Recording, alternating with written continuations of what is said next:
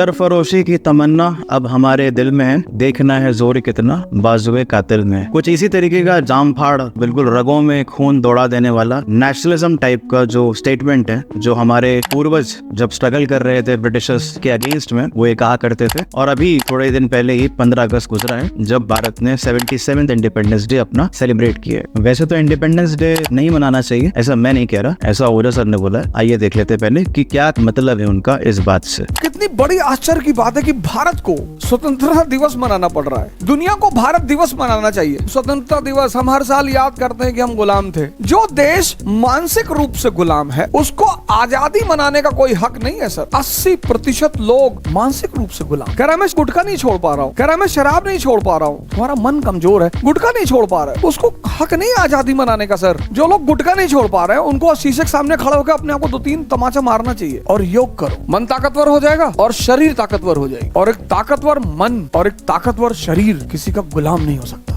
तो इसी सुर में आगाज करते हुए सभी को नमस्कार हमारी टीम की तरफ से, और आशा रहेगी कि आपके आसपास जो भी हो कुशल मंगल जरूर हो। आज का वीडियो शुरू करने से पहले कुछ क्लिपिंग्स देख लेते हैं। Prime minister Narendra Modi arriving at the Lahori gate of the red fort. आज देश भर में पूरे हर्षोल्लास के साथ भारतीय स्वतंत्रता दिवस मनाया जा रहा है। कुछ ही देर बाद प्रधानमंत्री नरेंद्र मोदी लाल किले पहुंचेंगे। आजादी की 76वीं वर्षगांठ। तो मेरे खुराफाती दिमाग में या फिर अवेयर दिमाग में ऐसा सवाल आया कि क्यों रेड फोर्ट पर ही क्यों झंडा रोहण होता है, क्यों फहराया जाता है। प्रधानमंत्री जो भी रहे, अभी तो फिलहाल नरेंद्र मोदी साहब हैं, जिसके जवाब ढूंढते ढूंढते रिसर्च करते करते नहीं ज्यादा नहीं करनी पड़ी। आज हम उत्तर जानेंगे कि क्यों रेड फोर्ट पर ही हर बार 15 अगस्त को झंडा फहराया जाता है। और कुछ वीडियोस भी सर्कुलेट हुए हैं, फेक हैं या नहीं हमें अभी नहीं पता, बट अभी तक फेक है ऐसी कोई न्यूज भी नहीं है। ये तो बस इतना है कि कोई बात नहीं, माफ कर दीजिएगा इनको।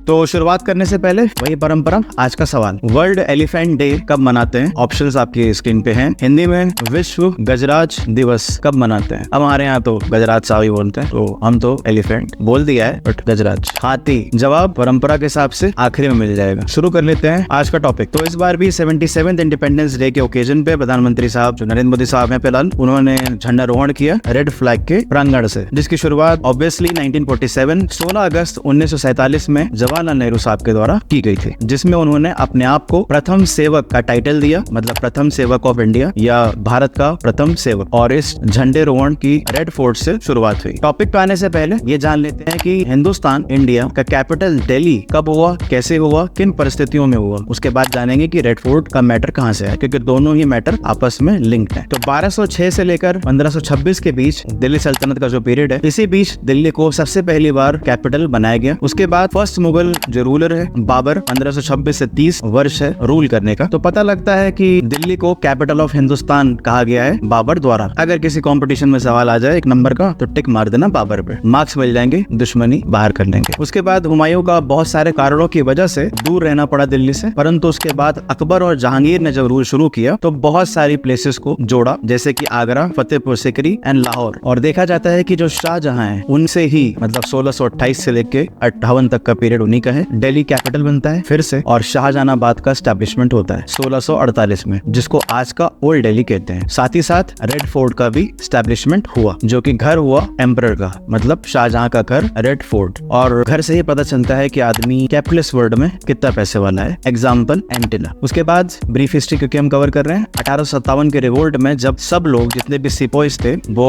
जाते हैं लास्ट मुगल एम्परर बहादुर शाह जफर को अपने रिवोल्ट का सर्वे सर्वा मानते हुए या फिर बनाने के लिए, तब भी देखा जाता है कि बहुत कम ही यूरोपियंस दिल्ली में रहते हैं। बट उसके बाद दिल्ली का या फिर रेड फोर्ट का जो पहले का या फिर पहले की गरिमा थी, उसे तोड़नी शुरू करी ब्रिटिशर्स ने। सबसे पहले अकबरबादी मॉस्क जो दरियागंज के पास था, उर्दू बाजार चांदनी चौक के पास। रेड फोर्ट को भी उजाड़ने की कोशिश करी गई और बहुत हद तक उजाड़ा भी गया। 80% ट्रेजरी लूट ली गई और जो उसका ओरिजिनल स्ट्रक्चर था, जो हम आज देखते हैं वो नहीं, जो ओरिजिनल स्ट्रक्चर था उसको डिस्ट्रॉय किया गया। और अपनी अपनी सर्विस को फुलफिल करने के लिए, अपनी नीड्स को फुलफिल करने के लिए उसमें ट्रांसफॉर्मेशन शुरू हुआ। जैसे कि दीवाने आम जो था, जब आम लोग मिलने आते होंगे राजा से या अपनी बातें रखने आते होंगे, उस एरिया को अस्पताल में कन्वर्ट कर दिया गया। तो जो हम अभी रेड फोर्ट देख रहे हैं वो रेड फोर्ट नहीं है जो शाहजहां के टाइम पे बनाया गया था, क्योंकि ब्रिटिशर्स ने उसके, अपनी भाषा में बोले तो ब्रिटिशर्स द्वारा रेड फोर्ट का सत्यानाश किया गया या फिर ऐसी तैसी करी गई। बट फिर भी देखने को मिलता है कि 1877, 1903 और 1911 का जो रॉयल दरबार है, ब्रिटिश मोनार्क वो एम्परर है भारत का, और भारत के जितने भी प्रिंसली स्टेट्स से वो सब आते थे, मतलब एक तरीके से वही कि हाँ भाई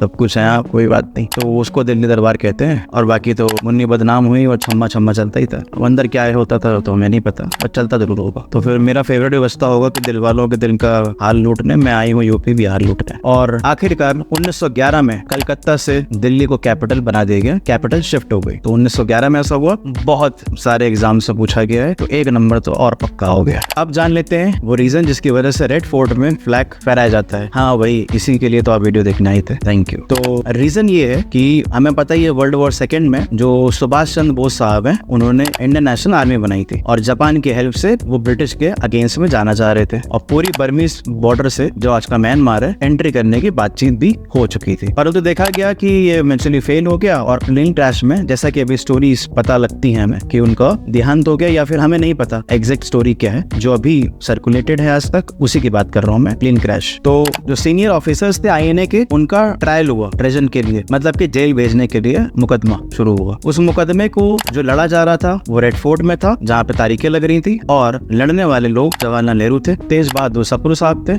भूलाभाई देसाई, असफ अली, कैलाश नाथ काटजू एटसेट्रा। तो ये एक पब्लिक ट्रायल था, और इसकी जो हिमायती थे या फिर जो हमारे नेशनलिस्ट लॉयर्स थे वो ये लोग थे। इस ट्रायल से INA के प्रति सिंपैथी बहुत ज्यादा मिली, और लोगों के बीच में एक सेंटीमेंट जागा कि यार रेड फोर्ट जो है वो एक साइट है रेजिस्टेंस का अगेंस्ट राज। कौन सा राज? ब्रिटिश राज। इसी को ध्यान में रखते हुए जवाहरलाल नेहरू साहब ने सोचा कि 1947 में कि बिल्कुल इस बात का पूरा सेंस बनता है कि रेड फोर्ट पर ही क्यों ना आजादी के बाद झंडा रोहण किया जाए, क्योंकि लोगों के बीच में भी ये बात बिल्कुल उनके जहन में एक तरीके से छप गई थी कि ये रेजिस्टेंस की साइट मानी जा सकती है अगेंस्ट ब्रिटिश राज। और फिर इस चीज को मुकम्मल करते हुए हमने बताया कि ये प्रथा जो है शुरू करते हैं जवाहरलाल नेहरू साहब, और ऐसे आज तक रेड फोर्ट पर 15 अगस्त के दिन झंडा रोहण किया जाता है। आज के सवाल का जवाब ऑप्शन बी, 12 अगस्त को हमारा गजराज दिवस मनाते हैं। तो ये थी छोटी सी इन्फॉर्मेशन आपके समक्ष। अगर आपको इन्फॉर्मेशन अच्छी लगी हो तो प्यार दें, वैसे भी बहुत दे रहे हैं आप, थोड़ा और देते हैं क्योंकि प्यार कभी कम होता नहीं है। सो नेक्स्ट वीडियो आने से पहले तक